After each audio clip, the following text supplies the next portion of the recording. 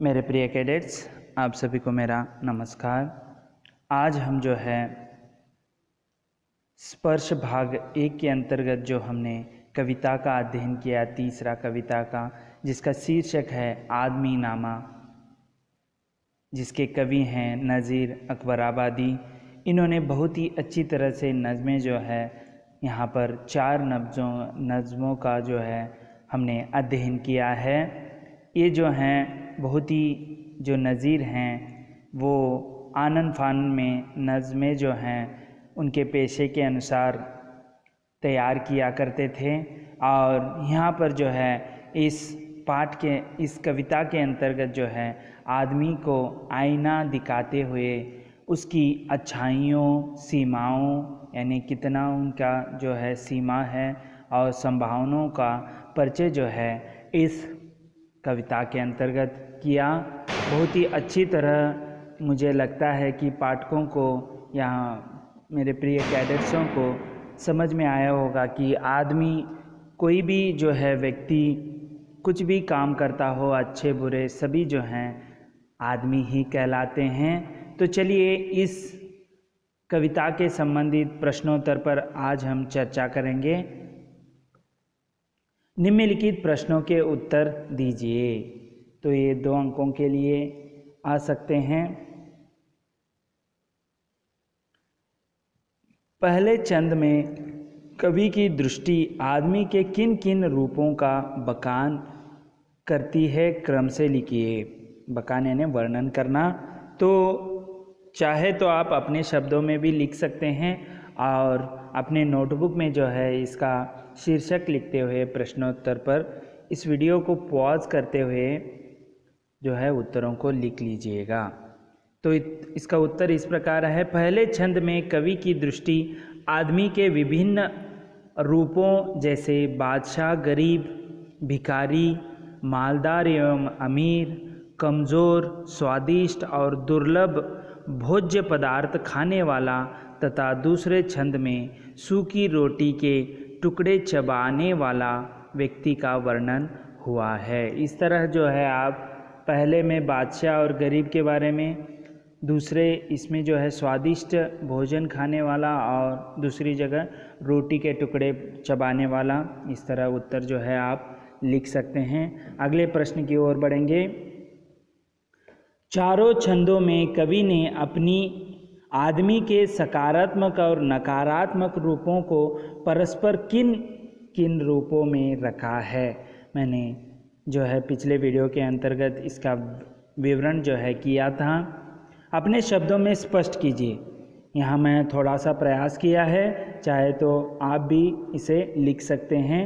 कवि ने अपने चारों छंदों में आदमी के सकारात्मक और नकारात्मक रूपों को परस्पर अनेक रूपों में रखा है। जैसे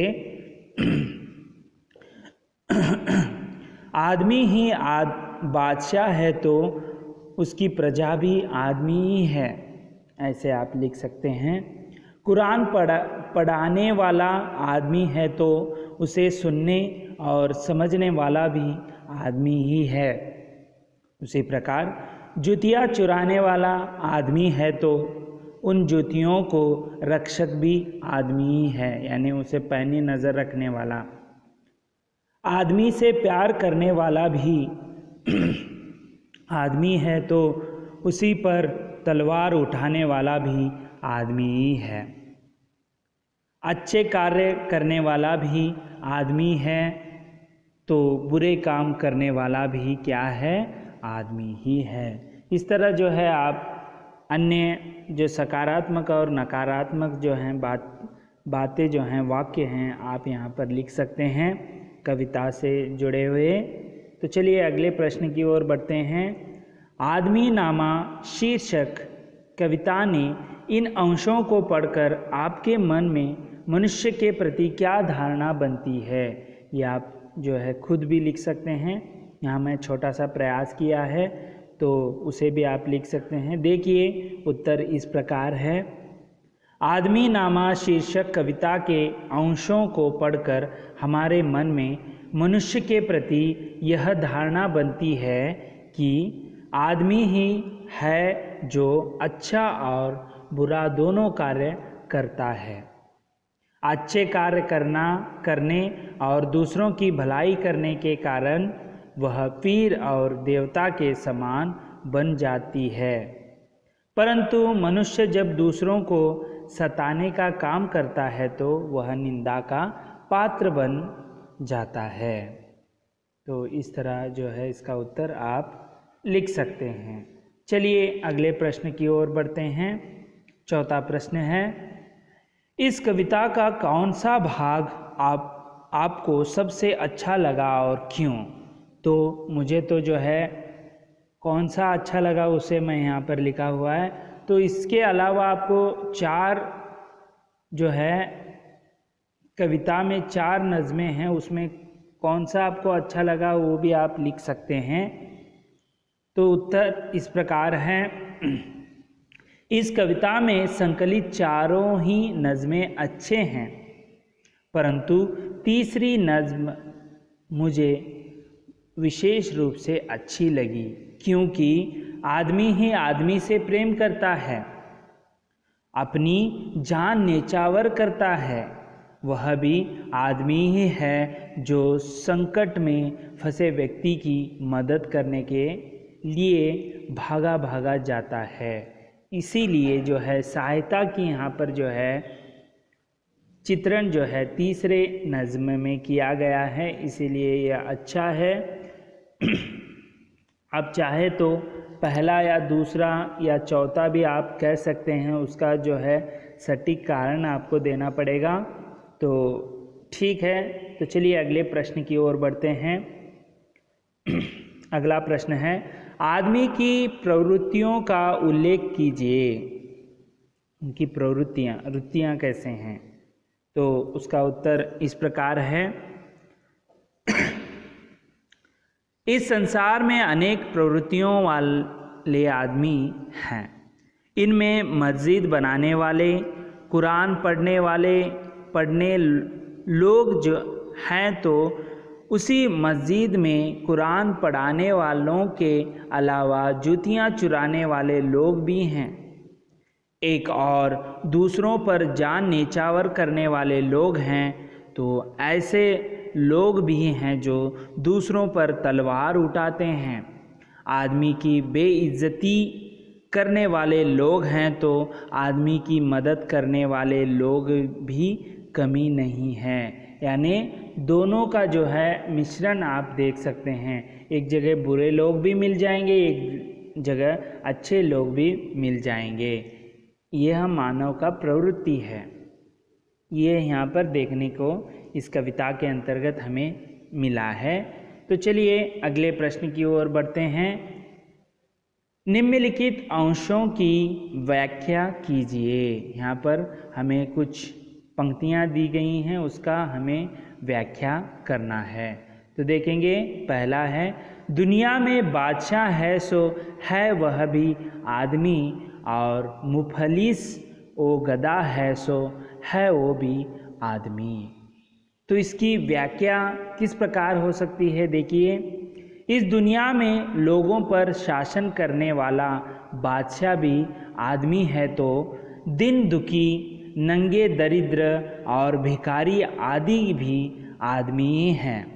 इस तरह संसार में तरह तरह के आदमी हैं, जिनकी स्थिति, व्यवहार, चरित्र और स्वभाव में बहुत अंतर है, परंतु वे सब आदमी ही हैं। ठीक है, इस तरह जो है आपको उत्तर यानी इसकी व्याख्या जो है करनी है। अगली जो है पंक्ति देखेंगे, अंसराब और कमीने से ले शाता वजीर, ये आदमी ही करते हैं सब कार्य दिल पजीर। कार्य यानी कार्य। इसकी व्याख्या इस प्रकार है, इस दुनिया में अच्छे काम करने वाले सज्जन पुरुष और दूसरों को सताने वाला कमीना से कमीना व्यक्ति भी आदमी ही है। तो एक जगह सज्जन पुरुष हैं, दूसरी जगह दुर्जन कह लीजिए, सताने वाले दूसरों को। दूसरों पर राज करने वाला राजा और मंत्री भी आदमी ही है। दूसरों को दुख पहुंचाने और दूसरों को सुख देने वाले दोनों ही तरह के लोग आदमी ही हैं। ठीक है, इस तरह आपको लिखना होगा। तो चलिए अगले प्रश्न की ओर बढ़ते हैं। निम्नलिखित में अभिव्यक्त व्यंग्य को स्पष्ट कीजिए। यहाँ व्यंग्यता भी बताई है। आजकल राजनीति के नेताओं पर भी व्यंग्य किया जाता है, हर के क्षेत्र में जो है व्यंग्य किया जाता है। उसे आजकल के जो श्रोता हैं या पाठक वर्ग हैं वो बहुत अच्छी तरह से उसे अपनाया है। तो देखेंगे, पहला है, पढ़ते हैं आदमी ही कुरान और नमाज या और आदमी ही उनके चुराते हैं जुतियाँ। जो उनको ताड़ता है सो है वो भी आदमी। तो देखिए, इसे हम इस व्यंग्य को स्पष्ट किए इस प्रकार करते हैं। निम्नलिखित पंक्तियों में अभिव्यक्त व्यंग्य यह है कि जिस मस्जिद में एक और आदमी नमाज और कुरान पढ़ता है, वही दूसरा आदमी जूतियाँ चुराने के चक्कर में रहता है। एक जगह मस्जिद को जाते समय जो है नमाज पढ़ने के लिए आते हैं, वे अपने जूते जो हैं वहीं बाहर छोड़कर चले जाते हैं। उसे चुराने के लिए कुछ लोग वहाँ पर रुके रहते हैं। इसी स्थान पर एक अन्य आदमी इन जूतियों की रखवाली करता है। जूतों को रखवाली करने के लिए भी वहाँ पर रखा होता है। अर्थात कहने को सब आदमी हैं, परंतु उनके कार्य और चरित्र अलग अलग हैं। इस तरह जो है व्यंग्य का स्पष्टीकरण है। चलिए अगले जो है व्यंग्य को देखेंगे हम, पंक्तियों को। पगड़ी भी आदमी की उतारे हैं, आदमी चिल्ला के आदमी को पुकारे हैं, आदमी और सुन के दौड़ता है सो है वो भी आदमी। इस व्यंग्यता का स्पष्टीकरण इस प्रकार है। एक आदमी वह है जो दूसरों की बेइज्जती करने से नहीं चूकता। एक तो दूसरों की बेइज्जती करता रहता है, हमेशा टोकता रहता है उनको।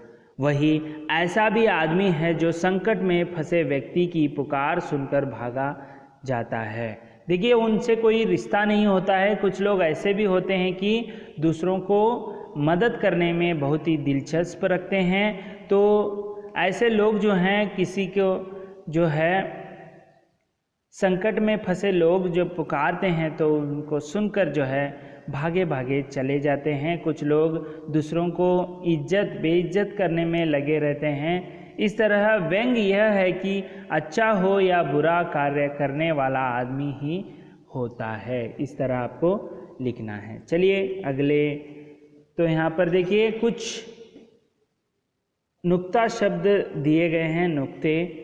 तो इसे हम व्याकरण भाग के अंतर्गत विस्तृत अध्ययन करेंगे। यहाँ पर थोड़ा बहुत आगे पीछे हुआ है, उसे आप ध्यान में रखिए। यहाँ पर राज है और दूसरा फन के बाद जो राज आता है उनसे ऐसे लिखना था। यहाँ पर गलती से जो है आगे पीछे हो गए हैं। नीचे लिखे शब्दों का उच्चारण कीजिए और समझिए कि किस प्रकार नुक्ते के कारण उनमें अर्थ परिवर्तन आ गया है। तो नुक्ता यानी जो बिंदी होती है नीचे, पहले वाक्य में आप देख सकते हैं जो राज नीचे जो है बिंदी जो है उसे हम नुक्ता कहते हैं। इसमें इस लगाने से, बिंदी लगाने से जो है, नुक्ते को लगाने से जो है अर्थ में परिवर्तन आता है। वही यहाँ पर दिखा रहे हैं कि किस तरह अंतर है। एक जगह राज है और दूसरी जगह है राज।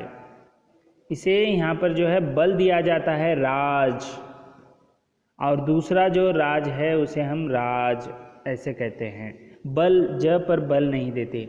एक तो राज यानी रहस्य है, दूसरा यहाँ पर तीसरे लाइन में है देखिए राज यानी शासन है। दूसरा देखिए फन यानी वहाँ पर नुक्ता शब्द होने के कारण उसे थोड़ा बहुत तुकांत देते हुए कहते हैं फन यानी कौशल्य है। और चौथा देखिए फन यानी सांप का मुंह होता है। इस तरह अंतर देखिए, नुक्ता शब्द लग जाने से वाक्य जो शब्दों के अर्थ हैं वो बदल रहे हैं। जरा आगे देखेंगे, एक जगह जरा है और दूसरी जगह झरा है। ज़रा यानी थोड़ा, मुझे ज़रा खाना दीजिए। दूसरी जगह यहाँ पर नुक्ता शब्द नहीं लगा है ज में, लेकिन ज़रा ऐसे करने से जो है बुढ़ापा हो जाता है। दूसरा शब्द है देखिए फलक, फ के नीचे नुक्ता शब्द लगा है, बिंदी जो लगी है। फलक यानी आकाश है। दूसरी जगह फलक यानी लकड़ी का तख्ता है। तो फलक और फलक में अंतर है। उसी प्रकार झ फ से युक्त दो शब्दों को और लिखिए। ये जो है अरबी पारसी के शब्द होते हैं। ज़्यादातर ज फ क ग पर ही लगते हैं। 5 शब्द हैं, उन पर ही वर्णों पर लगता है। तो हमें ज और फ की अन्य दो जो हैं नुक्ता शब्द हमें लिखने हैं। तो यहाँ पर मैंने 4 लिखा हुआ है। जमीन, जनाब, ज के नीचे जो है बिंदी आती है। यहाँ पर थोड़ा तकनीकी प्रॉब्लम होने के कारण वह जो है बिंदी नहीं लगी है, नुक्ता नहीं लगा है। जनाब कहते हैं। ज़मीन, जनाब ये अरबी पारसी के ही शब्द हो जाते हैं। फिक्र, फिक्र करना। वफादार, लिफाफा, ऐसे बहुत सारे जो शब्द हैं आप लिख सकते हैं। इस तरह आज जो है हमने तो नुक्ते शब्दों के बारे में संक्षिप्त विवरण देखा। इसका विस्तृत रूप हम व्याकरण भाग के अंतर्गत देखेंगे। आगे हैं निम्नलिखित मुहावरों का प्रयोग वाक्य में कीजिए। टुकड़े चबाना यानी जो है यानी उसके अलावा इनका अनिवार्य दूसरा कोई राह दिखता नहीं है। इसके वाक्य में प्रयोग देखिए। अकर्मण्य लोगों के सामने दूसरों के टुकड़े चबाने के अलावा कोई रास्ता नहीं रहता। अनिवार्यता यहाँ पर बताया गया है। दूसरा है पगड़ी उतारना यानी इज्जत, यहाँ पर बेइज्जत करना पगड़ी उतारने का अर्थ है। कुछ लोग दूसरों की पगड़ी उतारने का मौका खोजते रहते हैं। इस तरह जो है वाक्य में प्रयोग कर सकते हैं। दूसरा है मुरीद होना यानी उस पर फिदा हो जाना। ठीक है। भारतीय व्यंजन खाकर विदेशी भी मुरीद हो जाते हैं। ठीक है। उसी प्रकार जान वारना यानी जान उस पर फिदा करना। माँ अपने बेटे पर हमेशा जान वारने को सदा तैयार रहती है, नेचावर करना। ठीक है। तेग मारना यानी निंदा करना होता है। जो लोग दूसरों को तेग मारते हैं वे निंदा के योग्य होते हैं। जो हमेशा उनके बारे में भला बुरा कहते हैं उसे हम तेग मारना कहते हैं। इस तरह जो है आज हमने स्पर्श भाग 1 के अंतर्गत जो पद्य भाग में से तीसरा कविता था आदमी नामा, इसका हमने सविस्तार के साथ साथ प्रश्नोत्तर पर भी आज हमने सविस्तार अध्ययन किया। अगले वीडियो में जो है हम अगले अध्याय के साथ फिर से उपस्थित होंगे। तब तक के लिए धन्यवाद।